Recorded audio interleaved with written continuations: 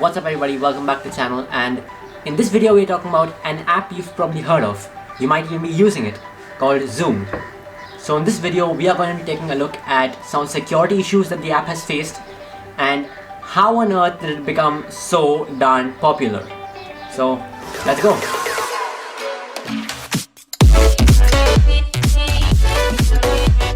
Zoom Video Communications Inc. was founded by Eric Yuan, who was the former vice president of Cisco webex. Coincidentally, a very similar app. Back in 2011, Yuan got fed up of the Cisco webex app, so he left the company and founded Zoom.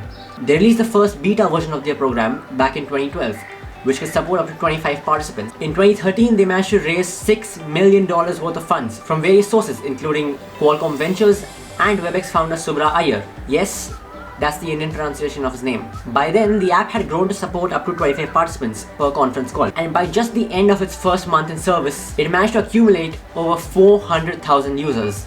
By May 2013, they crossed over 1 million users. And 1 year later, they managed to hit 10 million.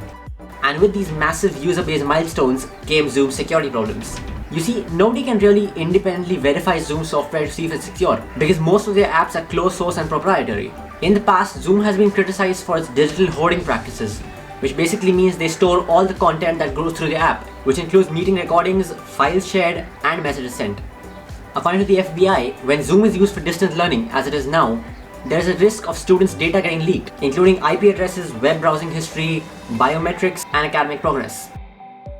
The company claims that it stores and collects user data only to quote-unquote provide technical and operational support, which is basically the exact same thing Facebook used to say, and we all know how that went down. In November 2018, a security vulnerability was discovered that allowed a remote hacker to remove participants from meetings and spoof messages from other users. In July 2019, security researcher Jonathan Leitcha, I just butchered that name, discovered a zero-day vulnerability, which basically allowed any website to force a macOS user to join a Zoom call with their video on, and if the person attempted to remove the Zoom app, it would automatically reinstall in the background. During public criticism, Zoom finally managed to fix it.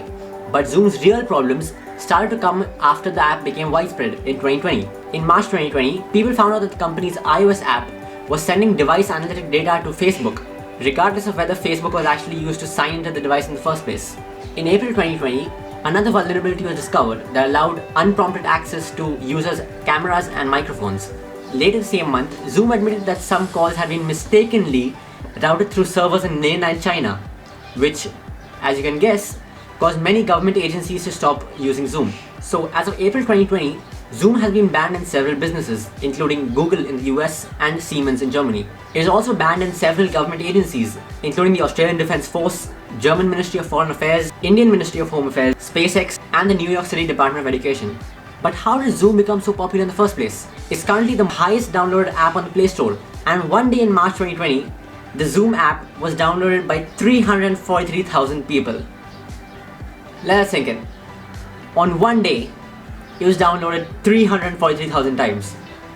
And their daily average users have gone from 10 million just a few months back in December to 200 million as of March 2020. So there are generally two main reasons for this.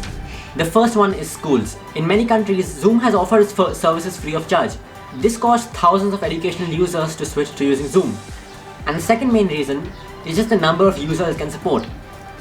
Most common video calling apps, including Google Duo, FaceTime, WhatsApp videos, only support about 10 to 20 participants, whereas Zoom can handle up to 100 participants per call.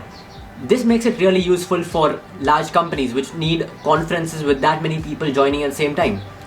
Now, of course, there are a lot of other reasons for Zoom's sudden popularity, like Google's algorithm just recommending it to everybody else. But you probably won't know that unless somebody makes a Zoom call and the data gets leaked.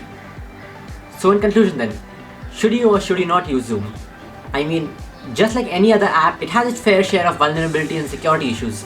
So as long as you're just using it for personal stuff, I don't really think there's a reason to worry. However, if you are in the corporate sector, then you might want to look for alternatives.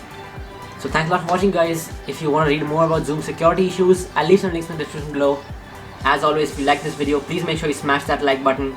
Get subscribed if you haven't already, because I'm working on a lot of projects right now, so the videos on that should be coming really soon.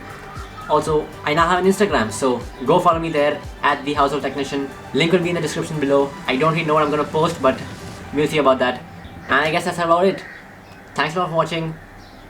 Make sure you wash your hands, stay safe, and I'll catch you guys in the next one.